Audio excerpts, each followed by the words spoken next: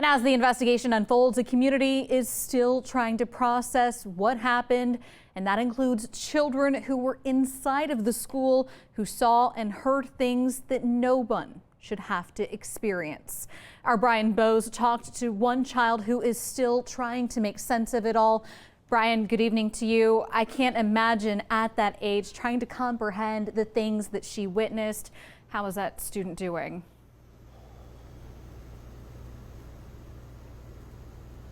I'll tell you what, Alex, pretty well considering the circumstances. And once you see the piece here in a couple of moments, you'll realize that I talked to two students today that were actually in the school during the tragic events. We're here in downtown square of Uvalde, and people are grieving in their own way. I've seen that over the course of this week, wherever they may be. That's why I went to the other side of town, and I saw how people are helping in their own way, and ran into two little girls that were inside the school that morning. Now, warning to parents, I'm a parent myself, there's some language in here and some heavy information that you might want to keep away from younger children. Just warning you right now, if you have younger children, please turn them away.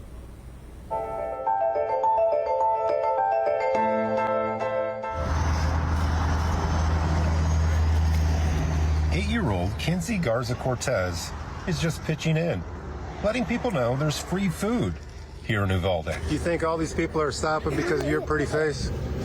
You do! But the smile she shines now was a feeling of absolute terror in her second grade classroom at Robb Elementary on Tuesday morning. I heard screaming. They're like banging and like screaming. I felt scared, like really scared. Little kids, they have an innocence about them. Oh, you gonna eat all that? Mm-hmm. No way. But they also have a way of being brutally honest. My friend got shot in the face.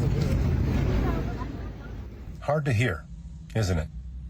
Well, imagine what it was like to be David Esparza, who raced to the school after word of the shooting, but couldn't find his daughter, Amarisa. They told us there was some kids on the bus. We looked for her on the bus, and she wasn't there. And they let us know that there was some at the funeral home. They checked there, and she wasn't there. Then they finally said at the Civic Center. It took us a little bit over an hour to find her. It seemed like it was the longest hour of my life. David said Amarisa still won't go outside alone. And who could blame her? After the ordeal she's just endured. Where did you hide? Behind the bookshelf. I found You hid it. behind a bookshelf. I found it. What did you hear while you were hiding behind that bookshelf? Gunshots. I'm so sorry you had to go through that. It's okay. It's not okay. It's not okay. And if you're thinking of letting this tragedy slowly fade away, let me just leave you with this. I was hiding under the desk and I didn't think I was gonna make it.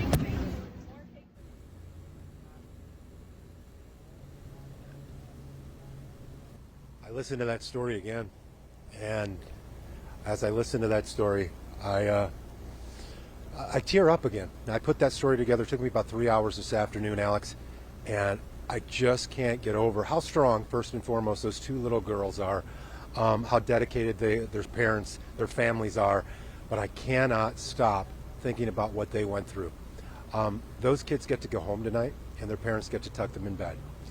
And to hear those stories, we don't get to hear 19 stories, and I'm glad we don't. And hopefully, like I said, it doesn't have to happen anymore. It never has to happen again if we do the right things. And to listen to those kids, I plead to you, the viewer, I watch it again. I hope you have DVR. I hope you can rewind that story. I hope you watch again in an hour. We'll play it again all night if we have to. Watch it and listen to their voices. Look at their faces. They are these 19 kids, but they just happen to still be here today. They are them. The ones that people are coming to the square and putting flowers down for, putting teddy bears down for, putting wreaths down for, praying over. Those kids are these kids. And if we don't do something, it will happen again. As simple as that. We're here in Uvalde. We're talking to these people. There's a lot of information out there. Good for the information.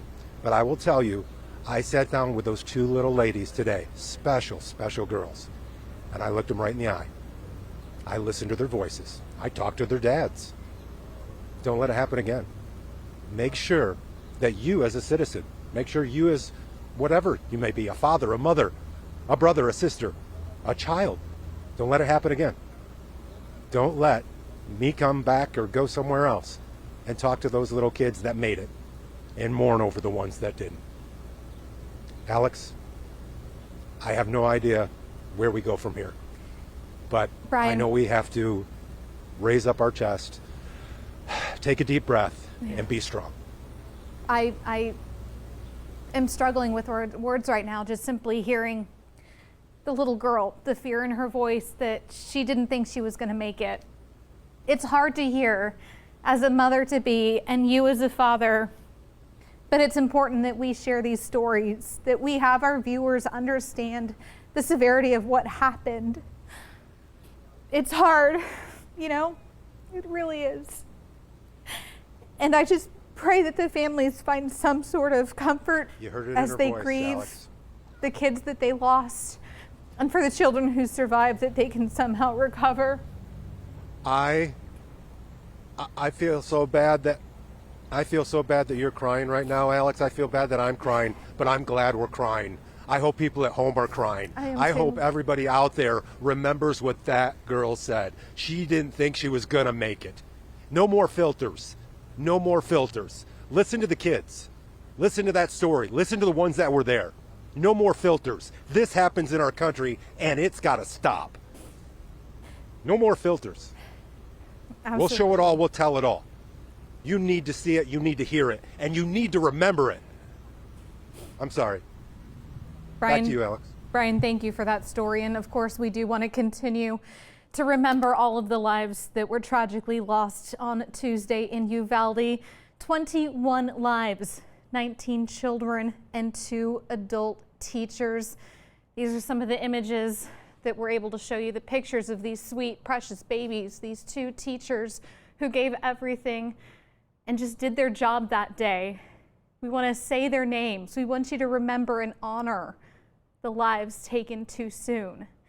10-year-old Eliana Garcia's family, they say that she just loved to sing and play basketball. Irma Garcia, of course, that teacher at Robb Elementary School, she leaves behind 4 children. Uzia Garcia, he was just 8 years old. His grandpa shared that photo of him from his spring break visit to San Angelo. Amerie Jo Garza was 10 years old.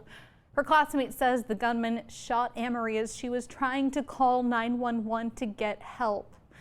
10-year-old Xavier Lopez's mother says that he had just gotten an award at school and was just excited for the summer. 4th grade teacher Eva Morales, she was killed trying to protect her students from the gunman. Rogelio Torres, he was just 10 years old. His cousin posted online, quote, "I'll forever miss you and love you." 10-year-old Lexi Rubio, she had just made the All-A honor roll and received a Good Citizen Award at school the day that she died. Jose Flores Jr. loved baseball and playing video games. And 11-year-old Layla Salazar, her parents say that she loved to dance and film TikTok videos. 10-year-old Alethea Ramirez, she's described as a very talented little girl who loved to draw and wanted to be an artist. 10-year-old Maite Rodriguez, her aunt simply wrote that they love her. 10-year-old Eliana Elijah Cruz Torres, her cousin writing that her family is at a loss of words. 11-year-old Miranda Mathis, a family friend, says that she was their beautiful, smart, sweet baby. Jacqueline Casares, her father describing his 4th grader as a little firecracker who was full of life and love. And her 10-year-old cousin, Annabelle Guadalupe Rodriguez, was in the same class. 10-year-old Jayla Silguero, her mom says that she enjoyed dancing and making TikTok videos. 10-year-old Tess Mata, her mother writing that in her eyes, she's not a victim but a survivor. 10-year-old Nevea Bravo, her cousin, sharing on Twitter, she did not deserve this. 10-year-old McKenna Elrod, Her family says that her smile would light up a room, and 10-year-old Jace Luvanos started every day by making his grandparents coffee.